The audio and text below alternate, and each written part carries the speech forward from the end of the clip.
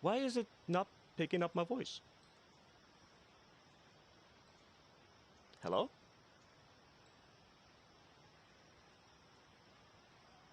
Wait, why is that happening?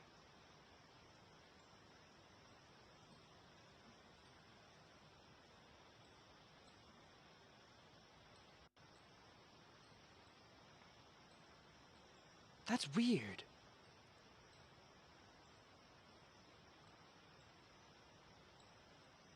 Has that always been the thing? Okay, I can hear myself now. Let me try this again, because it's... This is weird. Hold on.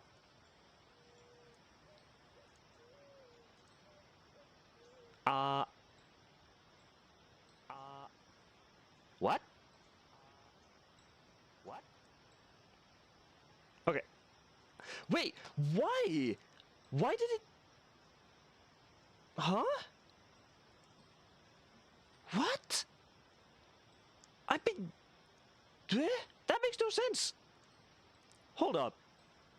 Thanks for telling me, but that makes no sense. Okay, so you can hear me now, right? Just completely fine, and everything else?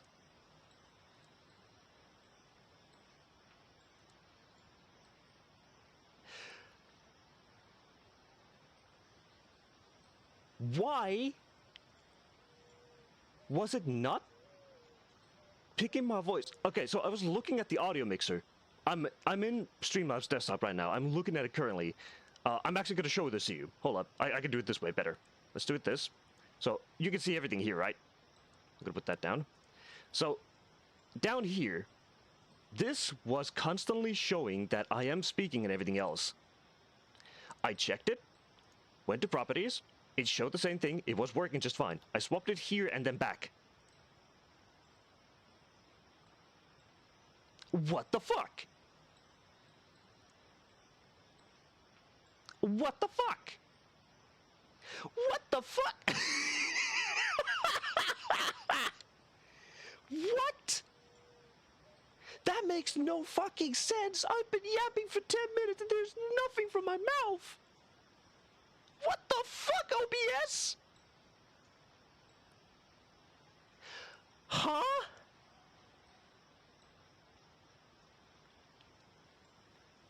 This makes bro, I even made sure that it was picking it. It's... What the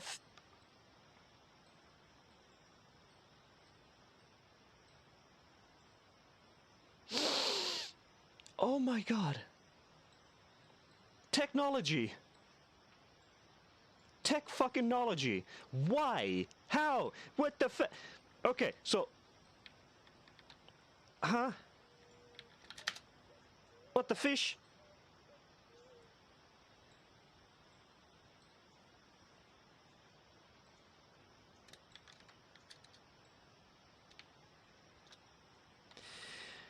Honestly, I'm not sure. I am not sure, because I could technically swap between... anyways, another thing. I'll quickly summarize basically what I've done here. So, I found out I perfected this goddamn tracking and everything else now.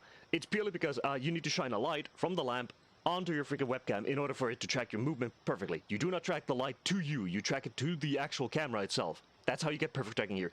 I also found out, if you have that lamp towards your screen and you turn it on, the screen will flicker and basically cause your microphone and everything else to explode. If you turn it away and turn it back on, and then back, everything's fine. For the love of God, do not have it near the fucking screen. I also have a feeling it might be the power surge from the power socket. But yes, thank you for helping me. I do not know why that happened. I need to check that now tomorrow again. What the hell happened?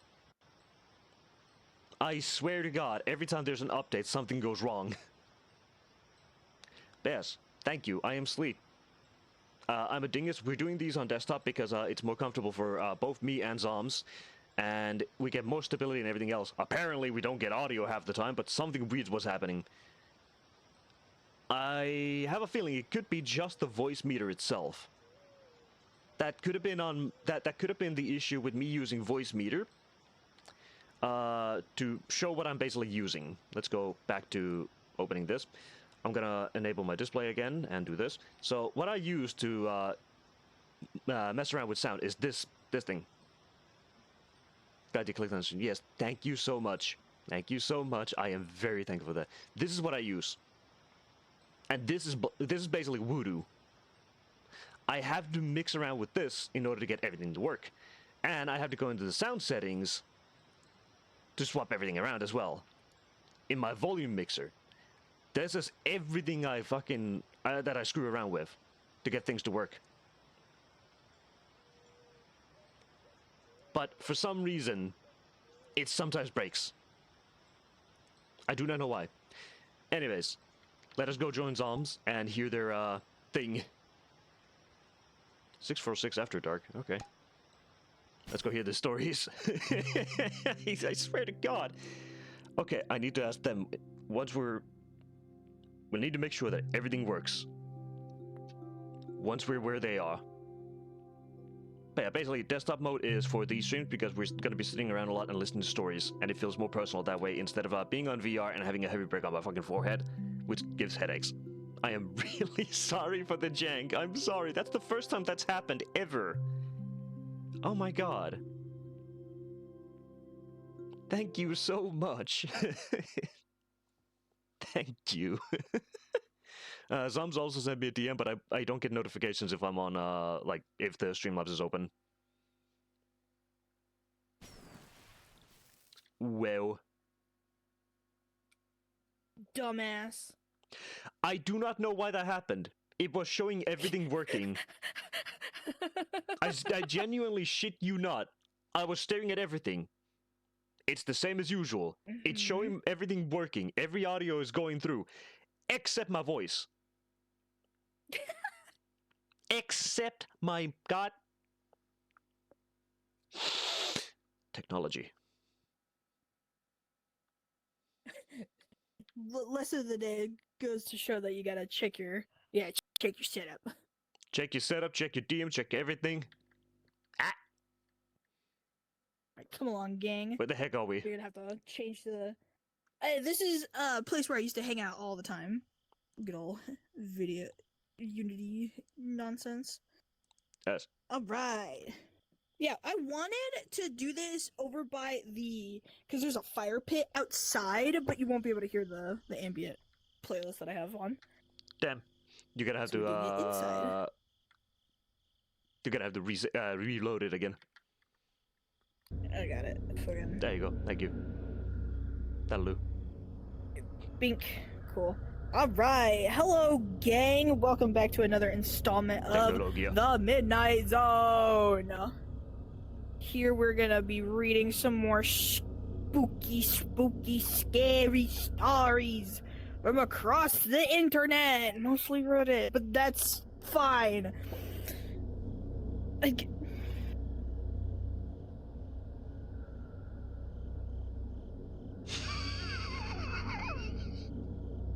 You couldn't even try to be slick with that one. You gotta put something in the back. I guess. Alright, gang, so... okay, fine. I'll put my best buddy Nesh over here. My great good buddy Nesh. He doesn't watch these streams, so I get to glaze bro up all I want. He's a great buddy of mine. He's helped me a lot recently. He made my custom Uma Musume avatar, and he's funny as fuck. Love that guy. Hell yeah. Alright, so this week, we're gonna be reading 2 stories, which are Jesus Christ, esoteric isotopes, and something walks whistling past my house every night at 3:03 a.m. Now, these 2 stories, specifically even esoteric isotopes, are actually pulled, like I pull most of my stories actually, from videos on the YouTube platform of my favorite horror podcast, Creepcast, which is it's Meat Canyon and Wendigoon. Hold your opinions, chat about them. I like them, whatever. And I get a lot of my stories from those guys. I usually try to pick videos of theirs that are like under an hour 30, so I make sure that I'm blocking our stream time correctly. But these two are very, very interesting stories, and if we have some time left over, I will read some short, scary stories. Yes. So, And also we are a going to short little start. summary. We have Zombie reading these stories for us every Thursday because we want to help Zombie slowly fund a PC for themselves. In this case, we're most likely going to get them a Steam box, and that should be a good one depending on when it comes out, so we're slowly helping them out. And they also read stories here because this is their time slot, basically. Zombie cannot stream themselves because their Panini press is basically a nuclear reactor at this point. My computer, I call him Hal 9000. It's a piece of garbage, this fucking computer of mine, but I make do with what I have. But all that jib jabber blab out of the way. We're gonna get into our first story here. We're gonna be reading Esoteric Isotopes first by Project Fade Touched. I was never a very religious man. Hell, I wasn't even a very good man. Most of my life was lived in direct contrast to almost every tenet of any religion. So they're listening to the raspy breath escaping my lungs. I was never a religious man, and now, in my final hours, I reached out to know God. I said no prayers to fall upon absent ears. All I could think about was my life and the events that put me here. Spring of 1969.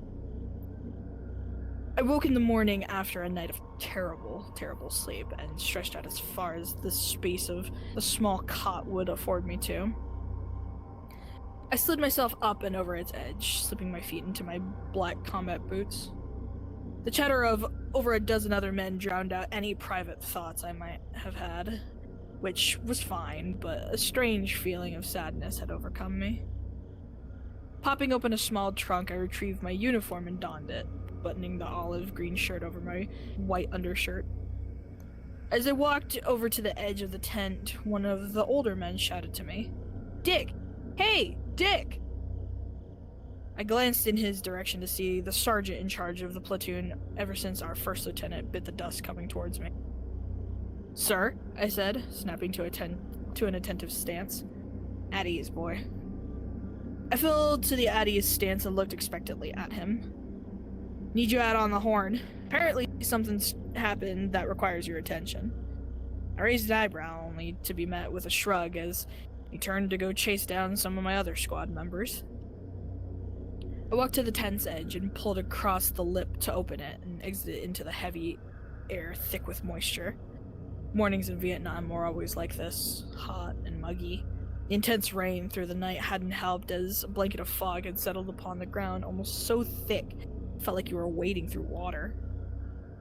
I hurriedly made my way to the radio tower, stomping through the muddy ground along the way. At the top of the tower, I found the radio telephone operator waiting for me with a solemn look on his face. Upon seeing me, he stood and shook my hand. "Son, well, I think I'll just let you have this." He handed me the receiver from the radio, and after fiddling with the console, I finally hear a voice through the static. Richard? Richard, can you hear me?" The voice belonged to my mother, a congresswoman from my home state. Mom? I was surprised. "Richard, I'm pulling some strings and bringing you home. It's your father, dear. He...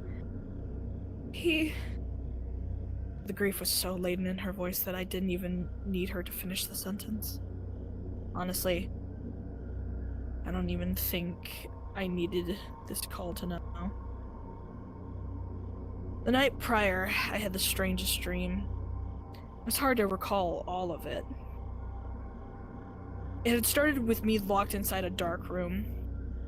I could see just a slit of light coming from a very far distance away from me, leaking into the room ever so slightly. I could tell the space I was in must have been absolutely enormous. In the dream, I could see figures pacing outside of the door. I could hear them arguing and yelling, but I couldn't make out the words they had said. It was then that the door swung open to reveal my father, dressed in a lab coat, which, to me, felt strange, because my father had been a stay-at-home father for most of my life. Something almost unheard of in those days, of course, but he was adamant to support the political career of my mother. He strode over to me for what felt like eons. Each step echoed in the space around us. And as he finally arrived, I was looking down at him from dozens of different angles all at once. I'm sorry. There's nothing I can do. I've tried. I failed. Please tell him I tried.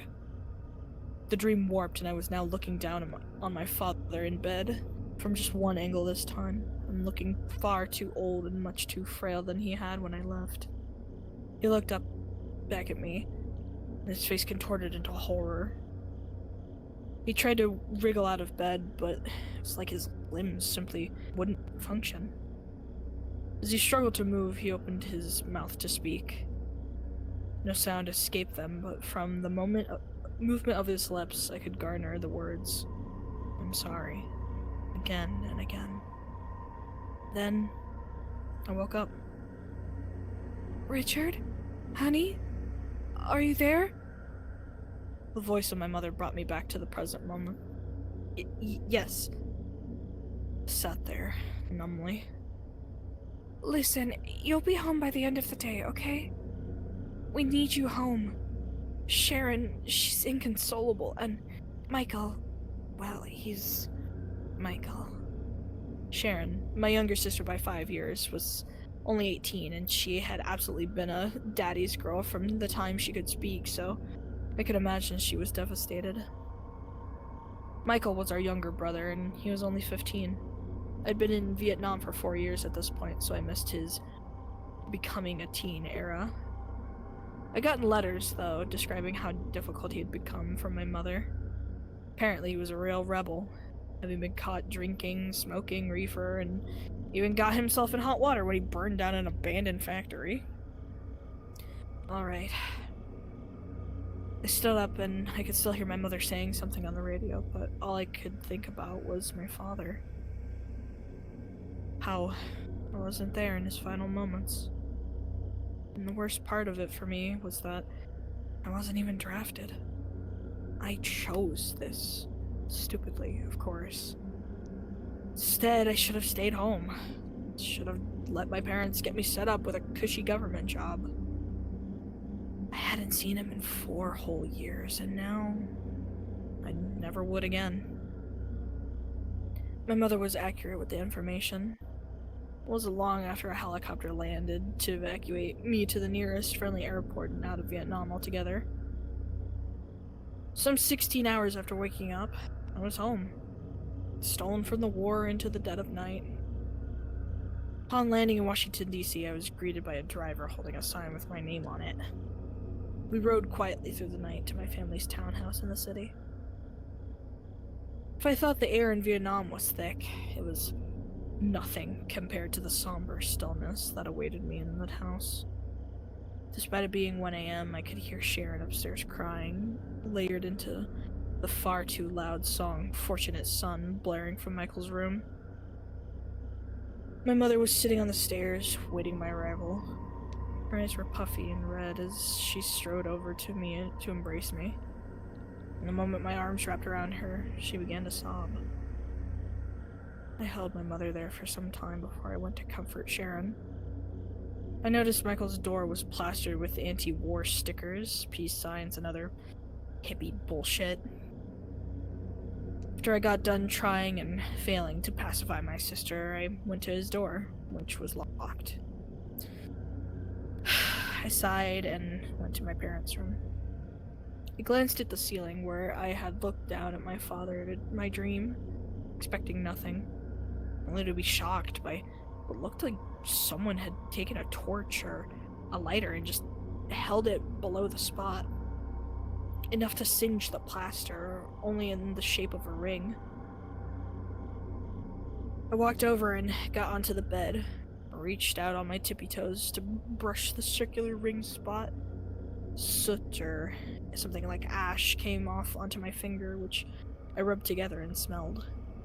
It didn't smell like soot or even ash. It smelled like oranges and pine needles if you burn them together.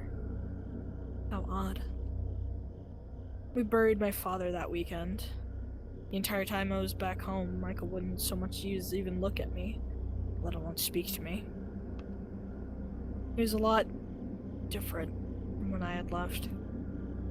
Gangly and taller, with long hair down past his shoulders. He was spouting peach fuzz along his lip, and he always wore an olive green jacket with a graphic band tee underneath it. Even to the funeral. A few weeks would pass, and eventually my mother began to insist that I take that cushy job instead of going back to Vietnam. Ultimately, I decided that she was right when she began to plead for Michael's sake, as it were. She had me honorably discharged and set me up at a lab in the city. Esoteritronics is what it was called. It was a leading government-funded research site for electronics, something I had actually shown some promise in as a kid and in the army. I was constantly fixing up radios and other gear, so it fit me well. I began pretty small there, mainly doing office administration type work. Over the course of the next few years, however, I went back to college and graduated. This resulted in a bump up the ladder, so to speak, and so I was now able to take on more advanced tasks. Winter of 1984. I paced the length of my office, staring at a blackboard across the room. Currently, I was working on coming up with a solution to infant mortality and unpredictability in integrated circuits, a problem that was plaguing chipsets of that time. The chips would pass benchmark tests in the lab, only to fail once released to consumers or placed in lab equipment. Despite this issue, my higher-ups never seemed too worried about it. "Don't worry about it, Richard. I'm sure the answer will come in time. Just keep at it," they would say to me nonchalantly. Not a very expeditious mood for a company whose profit margins were being harmed by these chip failures, I would think to myself. I gave for the night and decided to leave it for another day. I left the office behind to return to my home, that same townhouse where my parents raised my siblings and I. Mom had passed away 4 years back and left it in my name. Probably because no one even knew where Sharon was, and Michael was in prison for repeated counts of arson. I pulled my escort into the driveway where I noticed a light on in one of the upstairs windows. I quickly got out of the car and headed up the steps to the patio. The door was ajar, having clearly been kicked open. Quietly pressed on the door, making sure to tiptoe as slowly as I could to avoid making any noise. Glancing to the side table, I equipped myself with a hefty silver candlestick, carefully placing the candle onto the table. As I crept along the hall, I began up the stairs, and in my moment of nervousness, I forgot all about the loose step a few steps up. Upon pressing my full weight down on the floorboard, it let out a loud groan. I froze, looking up past the banister toward the light coming down the hall. No sound, not a damn thing. As I continued to make my way up the stairs, a familiar scent assaulted me, causing me to freeze again. Citrus and pine needles, like when they had been burned together. I had to press on, trying to figure out what the source of the intrusion was into my home. Once I approached the top of the stairs, the smell was stronger, much stronger. Rounding the banister at the top, I finally saw the light's origin from Sharon's old room. The door was cracked and light smoke was coming out from the room. I dropped the candlestick holder, which clattered to the ground with a thud, and ran to the door, swinging it open. Sharon lay across the bed that once belonged to her in her room, which was completely unchanged from the day she left. To her side, her outstretched arm had a rubber hose ripped from somewhere in their house tied around it at her bicep. A needle hung from the vein at her inner elbow, and to her side was a small plastic baggie of a yellow powder accompanied by a spoon and a lighter. Heroin. I looked on in horror at my baby sister, who had come home to what? To die? I ran over to her and pressed my finger to her neck on seeing her eyes roll back in her head. No pulse. She was dead. Sank to my knees and began to sob, holding her head against my chest. It was quite some time before I found the strength to move. When I finally did come back to my senses, the room around me was almost as nightmarish as her body. Holes had been punched in the walls, and it seemed Sharon had taken red lipstick and written all over them. Scanned some of the writings. Dreams and eyes, father's lies. Rings so round and round and round. Can you smell the oranges too? Take me to the forest. I can't save you. I'm sorry for what he did. I'm sorry. Sorry. Couldn't make sense of the insane scribbling and scrawling she had left on the walls, but the smell of oranges was all too familiar. When it hit me, it hit like a truck sinking into my gut. Hesitantly, as if my body refused to obey, my eyes dragged to the ceiling above Sharon's lifeless corpse. No, it can't. But it was. A small ring of soot and ash was imprinted onto the ceiling. I stood now, my legs shaking, and climbed onto the bed beside Sharon. My hand extended towards the spot, only this time it was physically hot to the touch. Hotter than a stove eye. I could barely get close enough without it feeling as though it was going to burn me. What was this? What was any of this? Was this something from heating the heroin? Was this how my father had died? Was he secretly an addict? I got back off the bed and removed the needle from Sharon's cold arm. Took the heroin, flushed it down the toilet before calling 911. They came fairly fast to remove her body and didn't ask about the writing on the walls or the obvious lack of drugs. The police had came and asked me questions. I answered honestly and told them what I had done with the heroin. They offered condolences, then left. The house had already felt empty and now felt like a pit of endless darkness and despair. This place had claimed two of the people that I had loved. Decided it wouldn't claim me too. Within a few months, I had listed the house for sale, and within a few more, it was sold. Ugh, sorry. With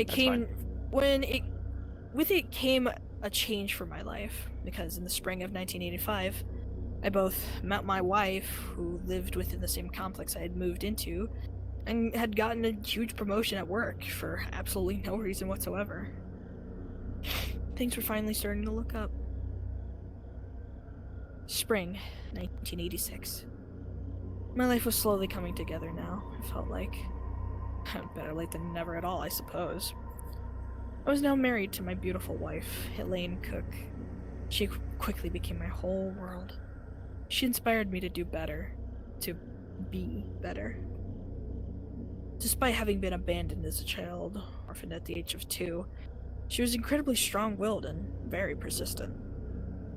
She had worked herself to the bone, getting ahead in life. making sure her past never defined her. Things at work had taken a turn in March of '85 when I was both taken off of the Infancy Mortality Project and assigned to finding a way to deal with high-temperature diffusion in chipsets. This promotion came with a higher clearance than before, and I gained access to the portions of the building I hadn't even known existed.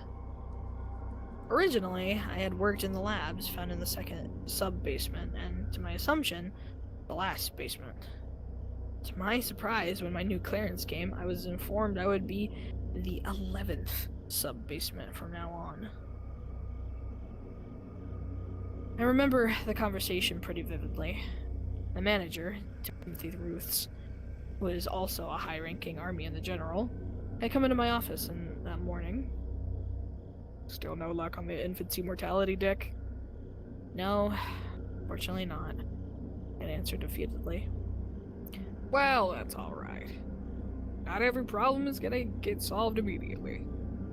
That said, we're outsourcing this problem for now.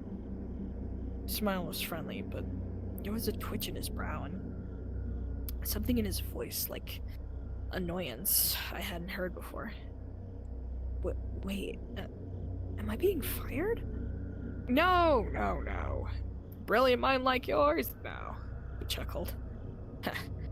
No, you're actually being promoted. Getting a nice fat bonus to your pay. Plus new security clearances. I nodded my head and then asked, will I still be in this office? And in the same lab? The General shook his head. No, son, you'll have a new office and lab. Both on sub-basement 11. I grew wide. Sub-11? Wait, there aren't even buttons for that on the elevator. How? When? He put his hand up to stop me. We're using an elevator you didn't even know existed before now. You'll need this. Produced a new badge, this time with a magnetic strip running along it. Follow me. I did as I was told and followed the General out of my office, which was immediately flooded by a few men who proceeded to grab anything that belonged to me and toted after us. I looked back and began to object when one of them started manhandling sensitive equipment, but the General waved as we continued down the corridor. We rode the elevator back up to the ground floor and past a few more hallways up to a door I had seen maybe a few times, but never paid a second glance to. It was labeled Supply Closet Omega, which, now that I read, it seemed somewhat odd. The General inserted my keycard into a slot beside the door, which unlocked with a loud hiss and swung open.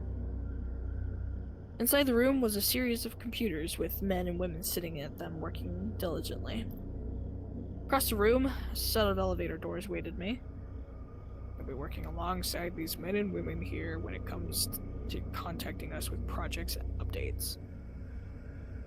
Through that elevator, you'll find access to sub-levels 3 to 11. Go ahead and head down to your lab, and you'll be briefed by your colleagues. Your office is just there. He pointed to another door, which now had my name on it. I walked up to the office door and opened it. The scent of oranges and pine needles wafted out of the office, which seemed old and unused. When I closed the door again, the glass rattled slightly. I could see that the lettering used to spell my last name was much older than the lettering used to spell my first. And I could also see the outlines of residue in the shapes of letters spelling my father's name underneath it. Flash forward a year, I was no closer to a solution to this problem than I was with the infancy mortality issues. No matter what I tried, what combinations of elements that we used, methods of different cooling, and helium still seemed like the best option. I left the office on a cool spring night, the air damp from recent rain, and drove home to my 2-bedroom apartment I shared with Elaine. My wonderful world greeted me as I came into the living room, slipping off my shoes and sinking into the couch. She sat down beside me and curled up to me, stroking my face tenderly as I let out a long sigh and pressed my fingers to my temples. Rough day? she asked. I nodded. You want to tell me about it? I shrugged. Not particularly. It's just that we were no damn closer to a solution now than a year ago. She stroked my hair now, almost nervously. Well, I have some exciting news. I looked up and she reached behind her, slowly pulling out a pregnancy test. My eyes honed in on the blue shade of the tip. I stammer over my words. Wait, are you... I'm gonna be a dad? She nodded her head excitedly, and I wrapped her up into my arms as I jump off the couch, picking her up and dancing around. I kissed her, and we went to bed early to celebrate. That night, for the first time in a year, I actually dreamed. In the dream, I was floating once again in the black room where only a sliver of light could be seen. This time, there were no figures moving in the light beyond. The light began to fade, and soon I was enveloped in nothing but a pitch-black darkness, as if I shut my eyes tightly. In the void, I could see small dots. No. Clusters of dots. With rings rotating around them, and each ring containing its own dots. I recognized these as atoms. As the dots floated freely above my head, I counted the electrons. Around me floated atoms of lanthanum, barium, copper, and oxygen. Soon, the metal atoms would dance around me, combining in pairs with the oxygen ones to form powders and solids. Then, fire. Blazing hot from underneath, as if a portal to hell had just opened up underneath. I could feel flames lick at me from below. Came, and it burned everything around me until, all at once, it disappeared. What was left was a shiny, black floating disc of lanthanum, barium copper oxide. Perfect material for my problems. A superconductor capable of handling the heat of hell. I woke up in a sweat with Elaine beside me and jumped out of bed. She garnered a groggy response from Elle. So excited I didn't even recognize that all too familiar smell in the air. I ran into the living room and dragged out a blackboard where I hastily wrote down the formula for this new inorganic compound. CuBa0.15La1.8504. I sketched out the structure and stepped back to look at my work. Yes, this was it. The solution to my problems. I quickly went over to the phone and began to dial the number to the lab before a clock on the stove caught my eye. It's only 3 a.m. No one was even awake or even there now. Couldn't sleep. When Elaine woke up around 5, she came into the living room where I had sat staring at the blackboard the entire time. Richard? I smiled at her, my eyes wide and manic. Elaine, this is it! This is the solution to the heat! I pointed eagerly at the blackboard, which she glanced at and gave me a groggy thumbs up before going back to the bedroom. Another hour had passed, and Elaine left to go to the hospital she worked at as a nurse on base in Maryland.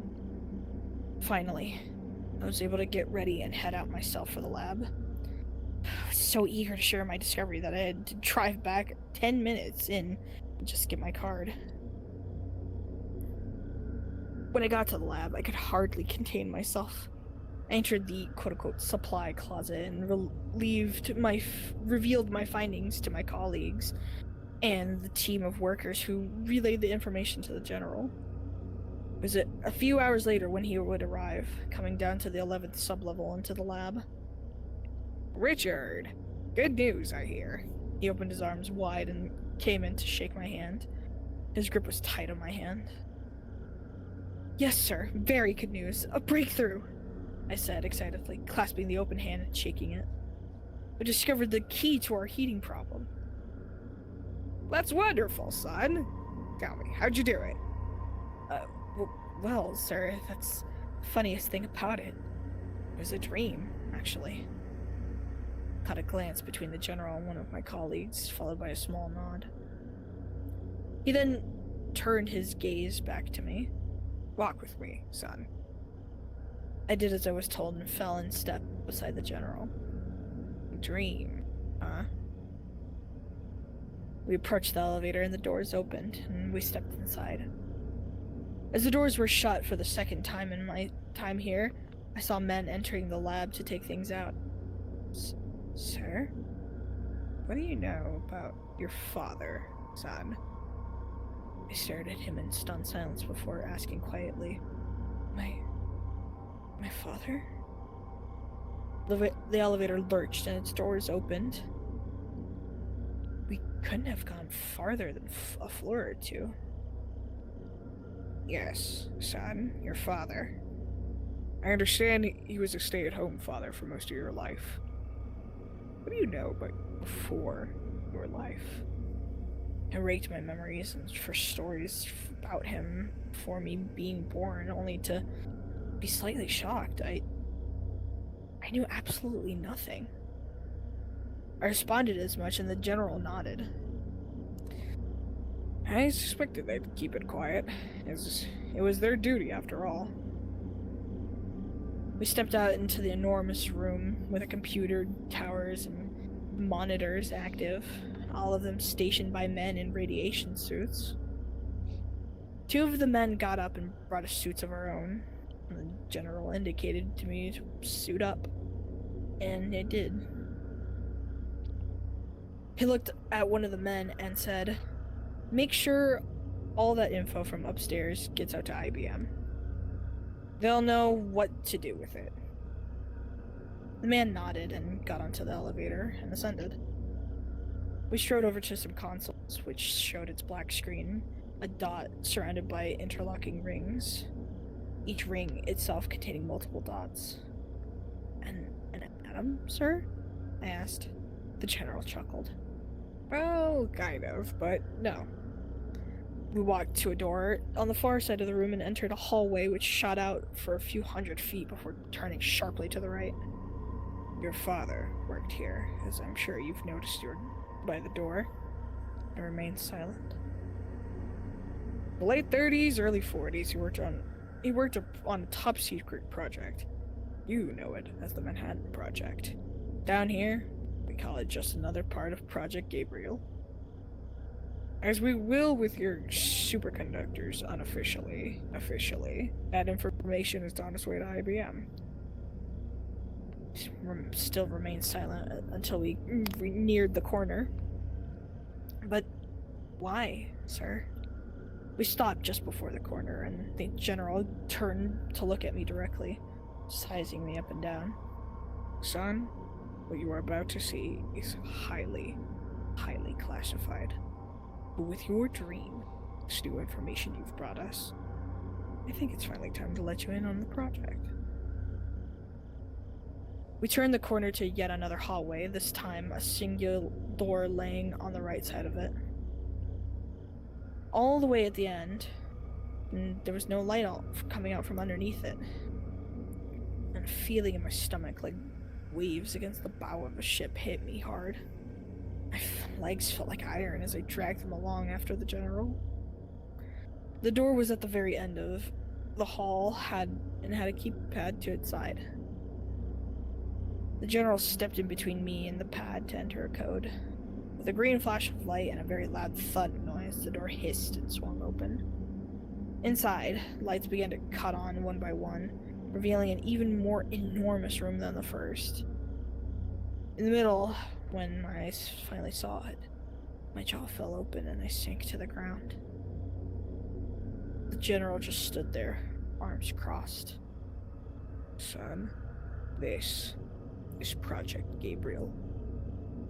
In the center of the room, suspended mid-air by some sort of electromagnetic energy field being propelled by several giant obsidian-colored pillars, was a tarnished set of interlocking rings, upon each of which had dozens upon dozens of bloodshot eyes. At its center, a ball of hot, energetic plasma was crackling and spitting electricity, which would contact the field around it and dissipate. My God. What is that thing? The general put a hand on my shoulder and shook, prompting me to stand up. According to it, it's the angel Gabriel. I looked on in horror at this tortured being. What? Why? How? What? The general walked closer to the obelisk on the far right, which had wires coiled around its base leading to a console. The general typed something in and then stood back as crackling beams of plasma shot out from the obelisk and into the center of the angel. I let out the most unearthly wail of agony, a wail that pierced my brain and caused it to rattle in my skull. I grabbed my head and fell again onto the ground. Stop! Stop it! The general came to my side and helped me up to my feet. Sorry. Had to be sure. You see, Richard, you are special. Your father was special too. You understand, communicate with angels. We aren't sure why, but we don't know why only some people can, and why some people seem entirely removed from them. We suspect it has something to do with bloodlines dating back to the very oldest peoples. We'd know more, only, well, no matter the pain we inflict on Gabriel, we won't reveal all the secrets. I swayed on my feet, pain in my head dying down, but remaining present. But why? Why do this?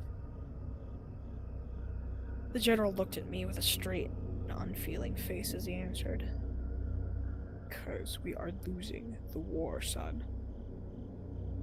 We were losing the war, and Germany was going to bring out about the Book of Revelations. He told us. He pointed at the angel now. He came to your father one night and told him of the impending end of the war. And that soon, your father would impregnate your mother with the second coming of Christ, would grow to lead the Christians in a movement called the Rapture, a mass exodus to the last livable place on the planet. There, God would come and give us the tools to start again, to make a heaven on earth. The look on my face was pure incredulity, despite the evidence. The general continued. Your father, the diligent soldier that he was, came to me and reported that he had been told. We wouldn't allow that. So, we scoured the ancient texts, and we found a way to trap Gabriel. Your father called to him, and as you can see, he came. Glancing back, I could see each bloodshot eye was now on me, staring as if asking, pleading for help. I looked back at the general. Gabriel here gave us the secrets to cracking the atom open. He gave us the power of God himself. He gave us the language of God. And with that, he walked over to and gently patted the monitor by the obelisk. Microchips, processors, the etching on the boards, sigils of the heavens designed to move and control energy, to manipulate God's power. In a flash, I recalled my dream during my time in the war. The dark room, my father's face pleading and apologizing. He tried to stop you, to free Gabriel. The general looked at me with a raised brow. So he did tell you something. I shook my head. I dreamed it. In Vietnam, before my father died. The general nodded now. I see. Yes, your father became quite the altruist at some point and decided what we were doing here was unethical, disturbed almost. He tried to make a case, saying how we had won the war, we diverted the rapture, and stopped the end of our world. A fool's thought. How could he know that? Maybe we only delayed it. And even if we did avoid it, there was so much more Gabriel had to tell us. Still does. Puffed on my chest defiantly now. My father's son. No. No, this has to stop, General. This is wrong. You know it. I know it. You know what evil you are bringing down onto this world. What if God...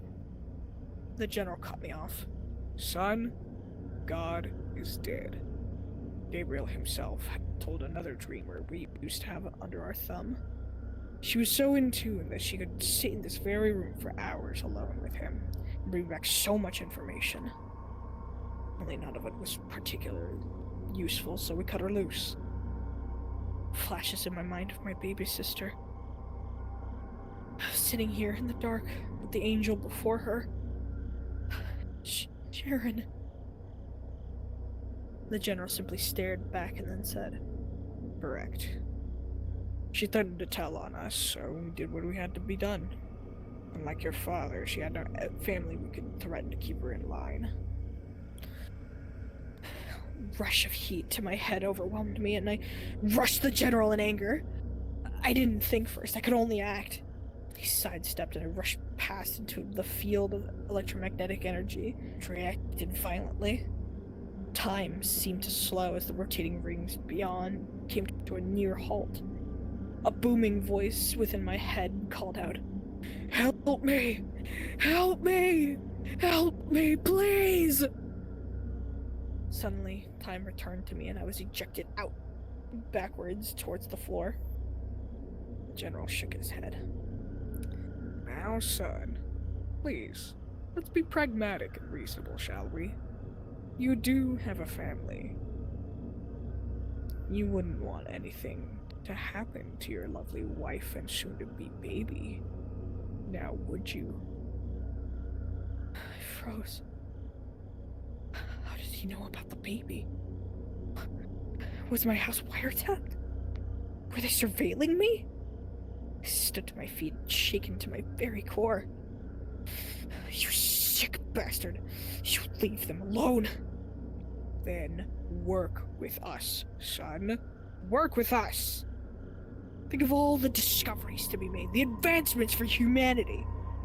I rocked back and forth, still woozy.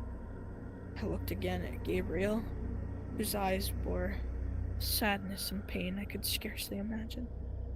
Decades of torture, unnatural capture. Decades more to come. No. I wouldn't do it. I wouldn't condemn this being to an eternity of torment. I couldn't. I stood tall with a false bravado. Well, I've never been a very religious man. The General smiled warmly. And then I replied, But I won't let you do this. The smile faded and turning into a grimace of annoyance. I made a run for the console this time, aiming to smash it or grab the wiring. Suddenly, a gunshot rang out, echoing through the chamber. Warm blood ran down my back and chest. I looked down to see a bullet hole directly through me. Clutched my chest and slowly turned around. Gargling and coughing up blood. Expecting to see the culprit of my death. The General stood there, arms folded behind his back with a look of disappointment. I swung my head around and there was Elaine, pistol in hand, no tear in her eye. I fell to the floor, no air in my lungs to protest or inquire. I heard the sound of her footsteps as she walked up to the General's side. Too bad he didn't agree, Daddy. The general nodded. Yes, well, we always have the backup. And he placed a hand on her stomach.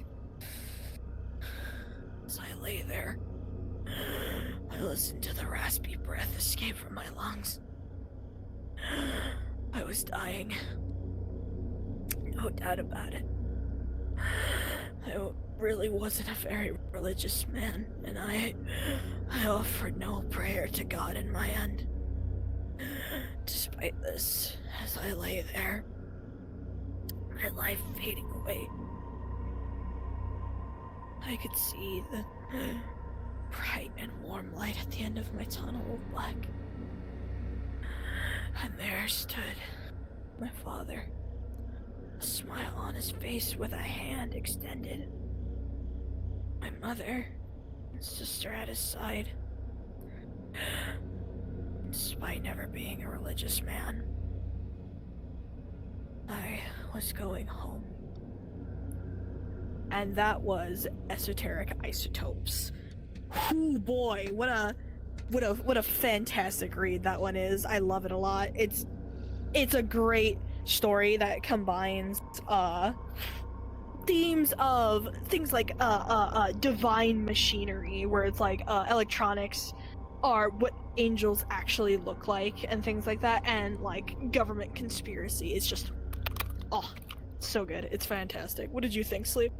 I'm gonna be real, I didn't really like it as soon as the religious themes came up. Honestly, that's fair. A lot of people can't really get behind the religious things. Me, personally, I do actually like it. It's just, it's kind of hard to nail down nicely, and I personally thought... It's because it was too obvious at that point where it started going to that, like, divine realm and everything else, and it's just like... I don't know why they had to bring in that specific religious theme when they could have gone with basically anything. They could have created something, but no, it's always fucking Gabriel and the fucking angels. Yeah, well, it's mostly because a functioning quote-unquote religion in media is hard to make up for yourself. So it's just easier to do it that way. But I do understand why it's not your taste. It could have been basically any communication by something that you do not understand. Mm-hmm. Yeah, Because that's a perfectly valid thing.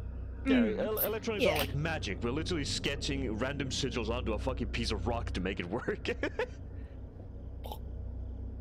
Yeah, basically, dude, basically. And like, again, me personally, I really like it because I grew up in a Catholic household, and I moved away from Christianity and converted to Satanism because if you step back and think about it objectively, Christianity is like obscenely grotesque. You're eating the like representations of a person's body and blood? What? The whole story So you're committing... doesn't make any kind of sense. I think it does, but I do get you. Like, cause like... No, I mean, Christianity is... Yeah, I guess so, yeah.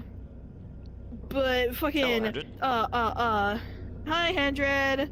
You missed some shit. We were reading about government conspiracies and angels and stuff. It was cool. How's the 100 cause doing? like...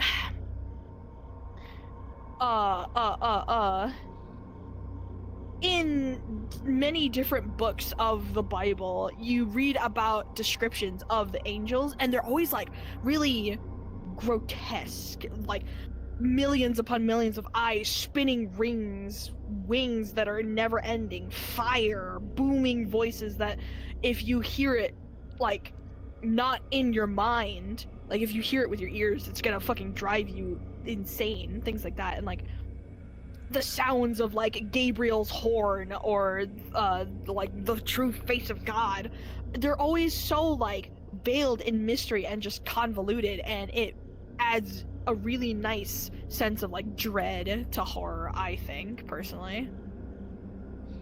I think the one place where that basically the whole Gabriel's trumpet thing works is something that we're both familiar with, which is SMT Nocturne.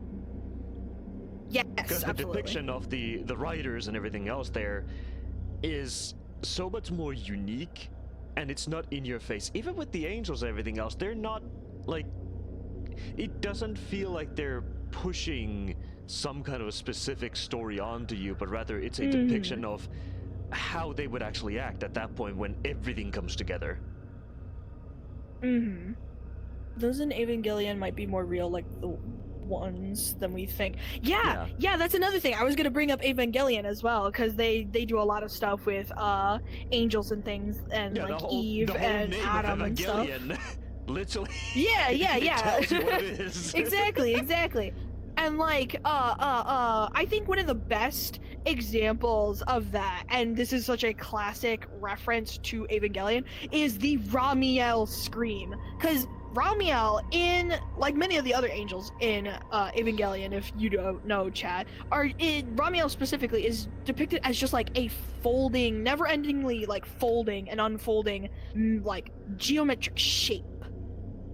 And it just floats around ominously, and when there's that like classic scene of it like going pew pew pew, and it's like folding and unfolding itself until it fucking opens up a certain way, and it starts screaming loudly, and just a massive beam of light absolutely devastates an entire fucking city side.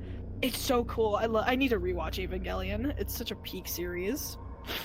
I could never finish watching it properly, purely because I got pissed off at some scenes in it. Surprisingly, the scenes where a small little kitten gets murdered for no reason. Yeah, that shit is. I jumped it immediately upon that point. Same with Devil May Cry Baby, where the dog got eaten. Oh god, yeah, like.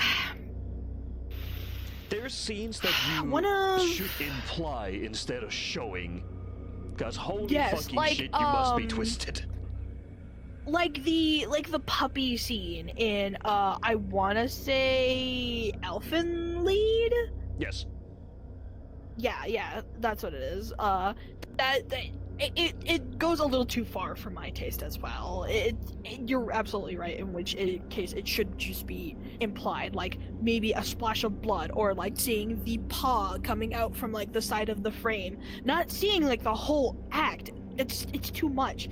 I can think of a scene very specifically from a film, which is banned, chat. Don't try to fucking look up this goddamn film. I would much rather you guys look up like discussion videos about the film than rather the film itself. It is called Shoujo Tsubaki, and there is a long scene where the titular girl Tsubaki finds a box of puppies, and another person in the circus troupe that she is in acts quite violently, unfortunately, to these puppies, and it's shown quite graphically, and it's basically made purely for shock value, and I don't like that. The exploitation of animals, I feel, is just too fucking far sometimes. Yes, it is. 100%. And I get that it's like, for example, you had the old film Godfather, where they threw the horse head. That's a bit too much, in my opinion. Yeah. I know it's a lot of these are like shock values and stuff, but they're like, when it comes to me, weirdly enough, when it comes to being like a human being or something like that, I don't feel much towards humans because we already know how disgusting everything else. But when you have an animal, that's an animal that is lesser than a human, and it's just like, why would you do this? You can imply it 100%. You can just imply it. You can have the old thing of like having a shadow and whatnot, but when you show the full act actually happening, I am going to walk up to the creator of whoever this is and actually force them to stare at that scene for 10 hours and ask them what the fuck was wrong with you.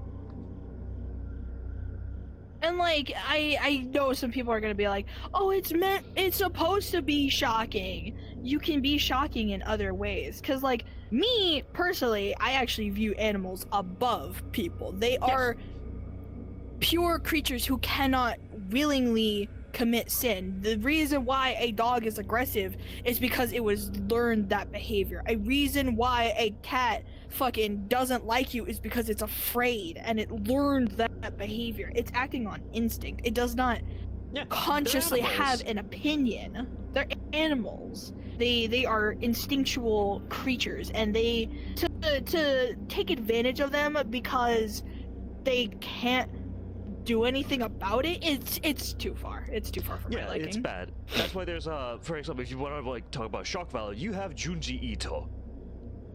Perfect example of a dude who can show you shock value without having to commit violent aggressions towards anybody, basically. Exactly. Just take a look at like Hello, Round Six. Thank Uzumaki you. or or the iconic face splitting scene with Tomie, you know? Or We can look at Ghost in the the Shell. forehead, the forehead, long ass forehead reveal in that one story.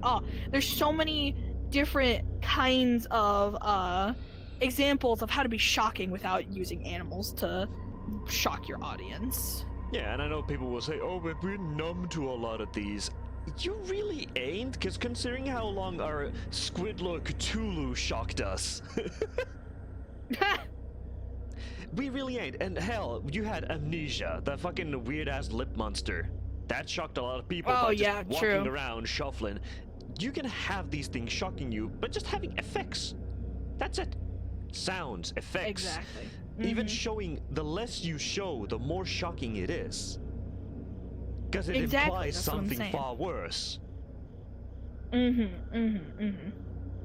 Yeah, fucking there are ways to do these sorts of things. Yeah, it's just you, I wish people would do it a little different. 100%. Now, let us get on to our next story, which is called Something Walks Whistling Past My House Every Night at 3:03. Now, this story is already immediately intriguing because that's like the spooky Satan number 666 is the time of 3 a.m. Ooh, that's the witching hour. The witching hour. It's not. It's midnight because that's when the moon is highest. But That's when we into the dark hour. But fucking people love to like overuse and exploit the whole like 3 a.m. is so scary. 3 a.m. is so scary. But I think this story does it quite well for once. So let's get into it. This is Something Walks Whistling Past My House Every Night at 3:03 a.m. Every night, no matter the weather, something walks down our street, whistling softly. You can only hear it if you're in the living room or the kitchen when they walk by, and it always starts exactly at 3:03 a.m. The sound starts faint, somewhere near the beginning of the lane near the Carson place. We're toward the middle of the street, so the whistling moves past us before fading away in the direction of the cul-de-sac. When I was younger, my sister and I would sneak into the kitchen some nights just to listen. Mom and Dad, obviously, didn't like that, and we'd catch hell if they found us out there, but they were never too hard on us since we always stuck to the one big rule. Don't ever try to look at whatever was whistling. My neighborhood was a funny place. I've lived there since I was 6, and I loved it. The houses were small, but well kept. Good-sized yards, plenty of places to roam. There were lots of other kids my age, and I turned 13 back in October. We all grew up together and would always play Foursquare in the cul-de-sac or roam from back porch to back porch in the summer. This was a good place to grow up. I'm old enough to see it. There's only the two strange things here. The night whistling and the good luck. The whistling never bothered me much. Like I said, I couldn't hear it. I couldn't even hear it from my bedroom. But Mom and Dad don't like talking about it, so I've stopped asking questions. My dad is a strong guy. Tall and calm. He has an accent since he moved to the US as a kid. His family, my grandparents, were from the islands. Or at least that's what they call it. My dad, the only time he just isn't so calm is if the whistler comes up. He talks a little quieter, then eyes move faster, and he tells us not to think about it so much. Always remember that one rule, the big rule: don't try to look outside when the whistler goes past. Not that we could even look if we wanted. See, there are shutters on the inside of each window. Thick pieces of heavy canvas that pull down from the top and latch at the bottom of every window frame. Each latch even has a small lock, about the size of what you'd find on a diary. My dad locks those shutters every night before we all go to bed and keeps the key in his room. My mom, I don't know what she thinks about the whistling.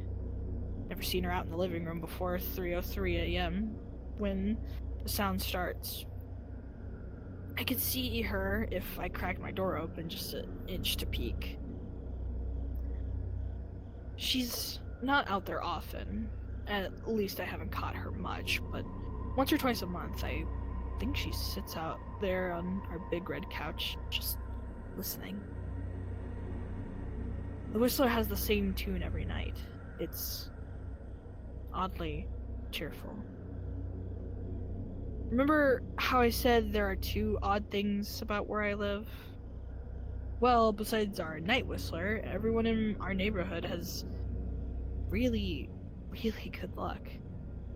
It's hard to explain, and Dad doesn't like us talking about this part much either, but good things just seem to happen to people around here a lot. Usually it's small things, winning a radio contest, or getting an unexpected promotion at work, or finding some arrowheads buried in the yard. You know, the authentic kind. Weather's pretty good, and there's no crime, and everybody's gardens bloom extra bright in the fall. A million little blessings, I've heard my mom say about living here. The main reason we stay here, why we moved here in the first place, is my sister Nola. She was born very sick, something odd with her lungs. We couldn't even bring her home when she was born, only visit her in the hospital. She was so small, I remember. Small even compared to the other babies. The machine had to breathe for her. We moved into our house to be closer to the hospital. As soon as we moved here, Nola started getting better. Doctors couldn't figure it out. They chalked it up to whatever they were doing, and we could all tell that they were confused. But my parents knew. Hell, even I knew. Nola getting better was just another of the million little blessings we got for living in our neighborhood. So that's why we stayed, even after we found out that for every small miracle that happens here every day, now and then, some bad things happen. But they only happen if you look for the whistler. You see, our neighborhood has a welcoming committee. Show up in macaroni casserole and a gift basket and manila folder whenever someone new moves in. They're very friendly. 4 people showed up when we moved in 7 years ago. The committee made small talk, gave me a Snickers bar, and took turns holding Nola. It was her first week out of the hospital, so they were extra careful.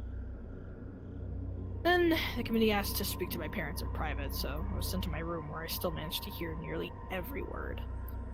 The welcoming committee told my parents about how nice the neighborhood was. Really exceptional. Hard to explain, kind of nice. And then they told my parents about the even harder to explain whistling that happened every morning at 3:03, and ended at the tick of 3:05. The group, our new neighbors, warned my parents that the whistling was quiet. It would never harm or hurt us as long as we didn't look for what was making the sound. This part they stressed, and I pushed my ear into the door, straining to hear them. People who went looking for the whistler had their luck change, sometimes tragically. A black cloud would hang over anyone that looked. Anything that could go wrong would. The manila envelope the committee brought over contained newspaper clippings, stories about car crashes and ruined lives. public deaths and freak accidents. Not everyone dies, I heard the head of the committee tell my dad. But the life just goes out of them. Even if they live, there's no light in them ever again. No presence. My mom could tell she wasn't taking it I could tell she wasn't taking it seriously. She kept asking if this was some prank they play on new neighbors. At one point, my mom got angry, accused the committee of trying to scare us out of our new home, asked them if they were racist on account of my dad being from the islands. My dad, thankfully, calmed her down, told her he could tell our new neighbors were sincere and they were just trying to help us. He explained that he grew up hearing these kinds of stories from his mom, and he knew there were strange things that walked among us. Some of those strange things were good, and some were bad, but most were just different. After the committee left, Dad went out to the hardware shop, bought the canvas blinds, and the latches, and the locks, and installed them on every window in the house after dinner. That first night in our new house, I crept out of my room at 3 a.m., only to find my dad awake, sitting on the living room couch, holding my baby sister. Dad held up his finger in a shh motion and patted the couch next to me. I sat and we waited. At exactly 3:03, we heard the whistling. Came and went just like our neighbors said. Whistling returns each night and never look, and we enjoy our million little blessings every day. Nola breathes on her own, and she's grown into a strong, clever girl. My dad even joined the welcoming committee. We don't get new neighbors often. Why would anyone want to leave? But when a new family moves in, my dad and the committee bring them macaroni casserole, a gift basket, and a little folder. I could always tell by the look on my dad's face when he comes back if the family took the committee seriously, or we'd have to be getting new neighbors again very soon. Not long ago, a family moved in across the street from us. The previous owner, Mrs. Maddie, had sadly passed away at the age of 105. She lived a good, long life. Our new neighbors seemed like they'd fit in just fine. They'd believe the welcoming committee, took my dad's advice about locking the shutters since they had a young child of their own. Whatever newspaper clippings were in that manila envelope, whatever evidence my dad never let us see. But I imagine it must have been awfully convincing since our neighbors got along with no issues for the first month. One night, when our new neighbors had to leave town, they sent our son, Holden, to stay with us. He was 12, a year under me in school. I didn't know him well before that night, but as soon as his parents dropped him off after dinner, I could tell this was going to be a bad time. Do you know who's always out there whistling every night? Holden asked the moment the adults left the room. The three of us were sitting in the den, some Disney movie playing idly on the television. My sister and I exchanged a glance. We don't talk about that, I said. I think it's that weirdo that lives in the big yellow house on the corner, Holden said. Mr. Tolls? My sister asked. No way, he's really nice. Holden shrugged. Must be a psycho killer then. Nola tensed. Put a hand on her shoulder to ease her nervousness. We don't talk about it, I repeated. Let's go to my room and play Nintendo. We spent the next few hours playing games, eating popcorn, and watching movies. Typical sleepover, but I could see Holden was getting antsy. After my parents had wished us good night, locked the blinds, and had gone to bed, Holden stood up from his beanbag and walked over to where Nola and I were sitting on my bed. Have you ever tried looking? He asked. It's nearly time. Like most sleepovers, we'd conveniently ignored any suggestion of a bedtime. I was shocked to see he was right. It was almost 3 a.m. We don't... See, I can't even try to look because my dad locks the blinds every night and hides the key. He continued, ignoring me. So does our dad, Said Nola. No. Replied Holden. No, he doesn't. You saw him do it, I said, a little sharper than I meant to sound. Holden grinned. Your dad locks the blinds, yeah, but he doesn't hide the key. Keeps it right on his normal keychain. So? I asked, worried I already knew what he was going to say next. Because I had noticed that my dad didn't bother hiding the key anymore after all these years. Because he knew we took it too seriously. So after your dad locked up, before your parents went to bed, I went to the bathroom. And on my way, I may have peeked into their room, and I may have seen your dad's keychain on his nightstand, and maybe went and borrowed the keys to the blinds. Nola and I stared, and his grin only grew wider. You're lying, I said. Holden shrugged again. You can check if you want. Just open your parents' door and look. You'll see his keychain right there on the nightstand. Stay here, I told them both. Don't move a muscle. Quietly hurried over to my parents' room and hesitated at the door. If Holden wasn't lying, God, my dad would be so angry. Beyond angry. I was scared even thinking about it. More scared of an open window with the Whistler right outside. I opened the door, just barely but an inch, and looked in. It was too dark to see. Taking a deep breath, I walked into the room. 2 steps into the room, I froze. The whistling started, and I could hear it clearly in my parents' room. I never realized, but they must have heard the sound every night since we moved into the house. They never told us. I don't think I could have slept through it. I stood there, listening to the whistling come closer, unsure whether I should turn on a light or call it for my dad. Soft sounds from the living room brought me back to reality. Shit, Nola! I ran out of my parents' room. Nola and Holden were standing near the front door next to a window. Holden wasn't lying. I could see him fumbling with the lock on one of the blinds. I heard a click. He did have the key. Holden let out a quick laugh. Nola was standing next to him, hunched up, afraid, but maybe curious. The whistling was right outside our house now. I think I made a sound, called out, I can't remember. Time felt frozen, clock hands nailed to the face, but I found myself moving. Not fast. I've never been athletic. Somehow, though, I covered the space between myself and Nola in a moment. Eyes were locked on her, but I heard Nolan pull the blind all the way down so it could release. I heard the snap of it start to raise, and I heard the whistling just on the other side of the window. But I had my arms around Nola, and I turned us so she was facing away from the window. At the same time, I jammed my eyes shut. The blind whipped open.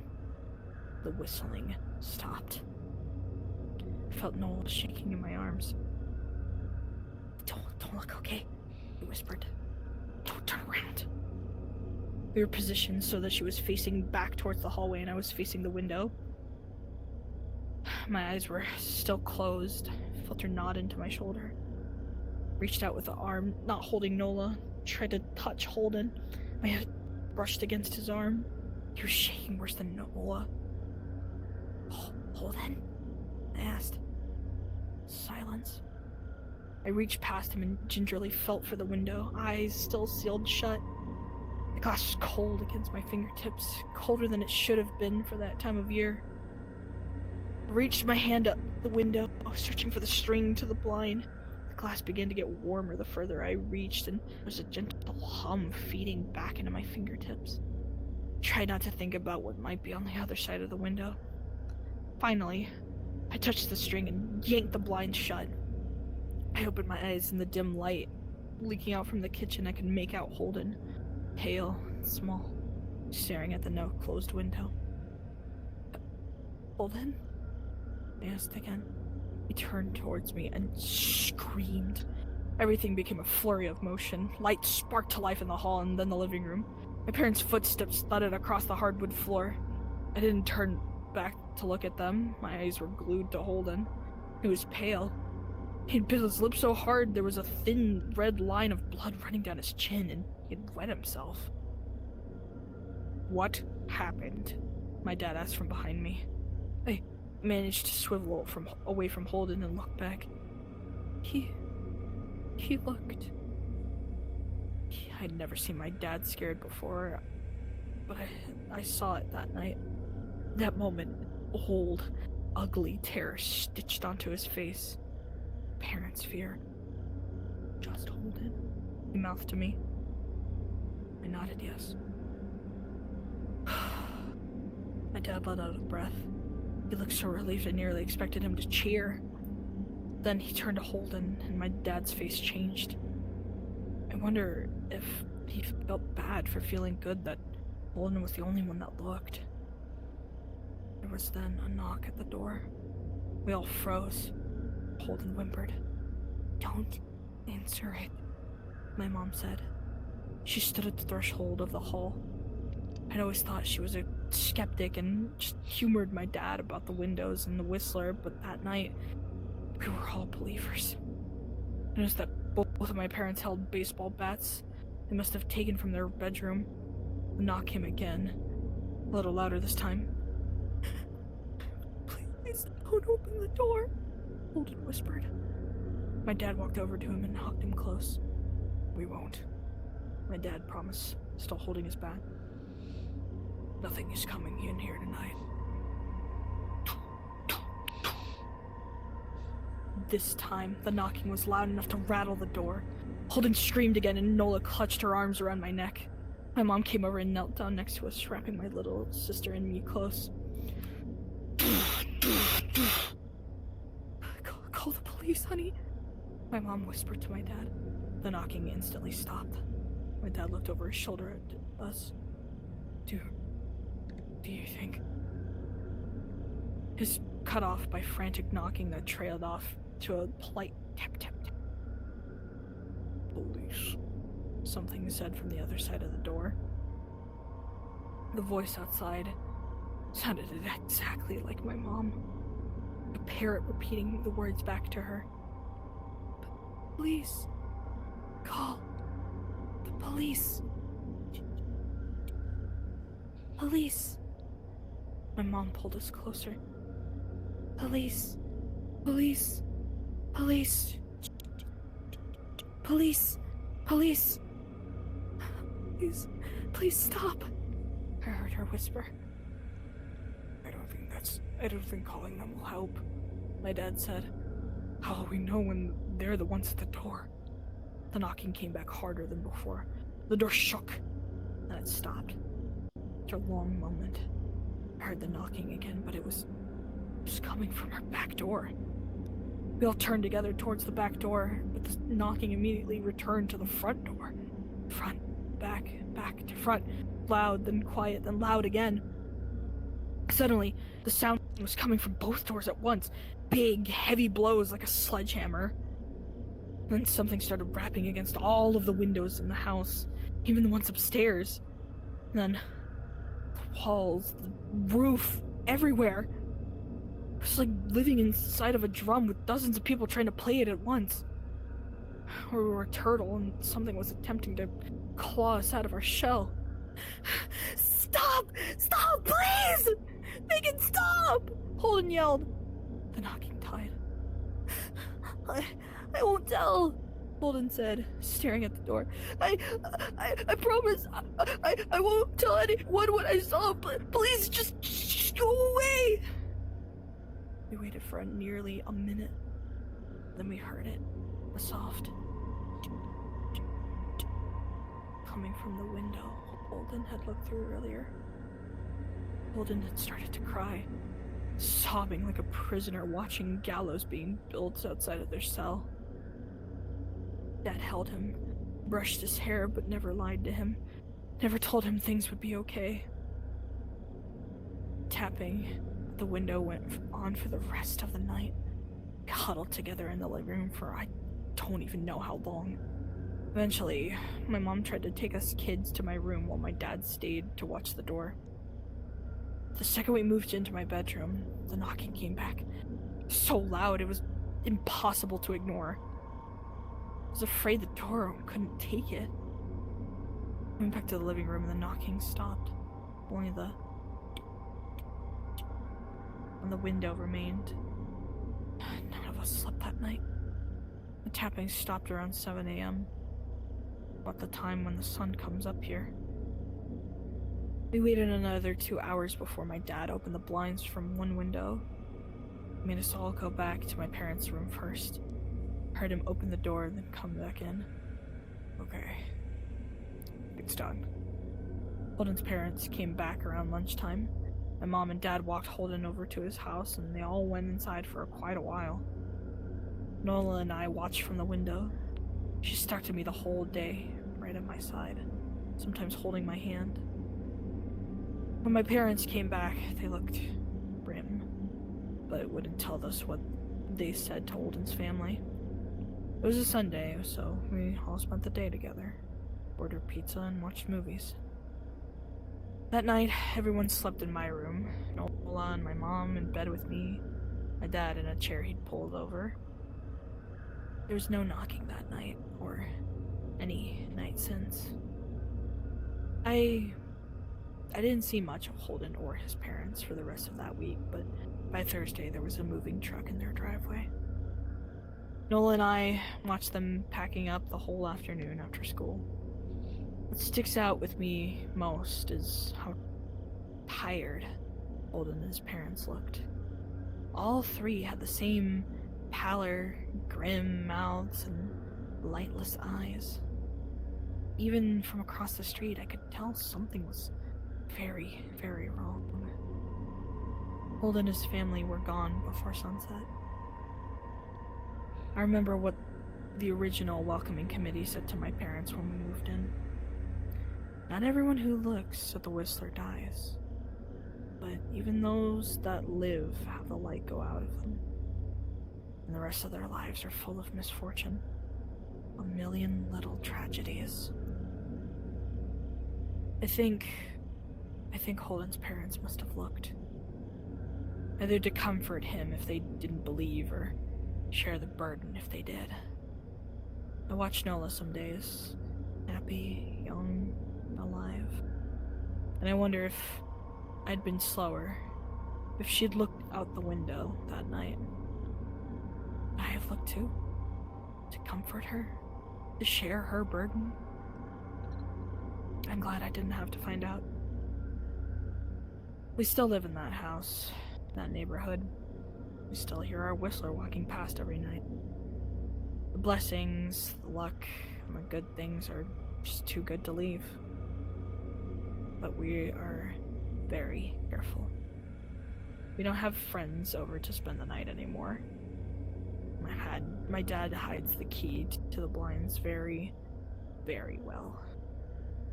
Not that I've gone looking or anything. Some things you just don't need to look for. And that was Something Walks Whistling Past My House every night. That was at fucking 3:03 good. That a.m. was a good one. Yeah, that was a fantastic one. I love that. Now you see why I chose here with like the woods and stuff and the sliding glass door. It was perfect sec deck. Wait a fucking second. Hold the fuck on. What? Let me zoom that What? in. Is there a treehouse out there? What? Yeah, there is. We could go look at it after stream. Yeah, okay, there is a treehouse. I was like, I turned to look and I'm like, why do I see glows? I was like, wait a fucking second. Yeah, there's a whole property. This place is great. Anyways, that is our time for tonight. Thank you so much, friends, for joining me again on this Midnight Zone broadcast. Stay tuned for next week. I will be reading Room 733. and a collection of short, scary stories from our good old pal, Empty Real Invective, the guy who wrote things like Fleshgate and It Bleeds, It Breathes, It Breathes. So stay tuned for that. And also stay tuned for the next travel agency. We will have a B-side episode so anybody can come hang out with us. Yippee! Hell yeah, and tomorrow we also continue Oxenfree, because I didn't finish it yesterday, so we get to do that. And on the weekend, instead of the usual Rain World, we're most likely going to be doing either Fallout 3 or Metal Gear Solid 5, modded of course. Yeah, baby! And also, don't worry about it, Anders. Don't worry about being late. The only thing that you basically missed was one story and also weird audio issues that have never happened before. Very strange. Very strange. Ooh. Yes, and also so with that being said, oh yeah, about the work. Yeah, tell him. So the interview yesterday went pretty goddamn well. They said that they would hire me on the spot, but however, they do not know when I could start working, because now the problem is the actual government itself. We will find out if they will have enough funding to actually enable me to go to work. But if I do start working, the good news is streams will basically not be effective for the most part, because the work hours would be from 11:45 to 18:45, so about 7 hours of work, and only 3 days a week. So that would be Tuesday to Thursday, Friday to Sunday, very rarely, if ever, Monday. But we will see that in the future what happens and everything else. If I do get that job, hell yeah. If I don't, life's tough. But yeah, the Squids at the travel agency were right. Yes. But now, let's see if there's anybody to raid. Who do we have? We have Lilac doing Cult of the Lamb, apparently. Zhang V Sub is doing Harry Potter, but he's live 24/7, so I don't want to fucking raid him. Dealing is doing Arknight's Enfield, so I haven't raided him in a bit, so let's go raid Dealing. Yeah, go show bro some loves. And in the meantime, don't look outside at 3:03 a.m. Otherwise you might hear a little bit of tapping. Good night, everyone. Yeah, good night and have a great time. We'll see you tomorrow. Bye-bye.